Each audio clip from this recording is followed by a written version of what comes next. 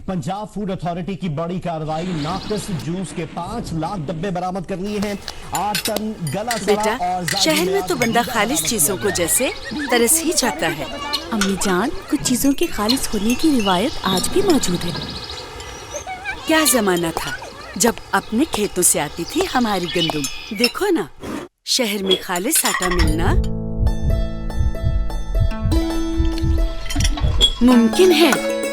इतनी खस्ता रोटी और इसका जायका तो बिल्कुल हमारे खेतों की गंदुम जैसा है। ये है पंजाब गोल्ड आटा, चक्की आटे से कहीं बेहतर। तो क्या ये चक्की आटा नहीं?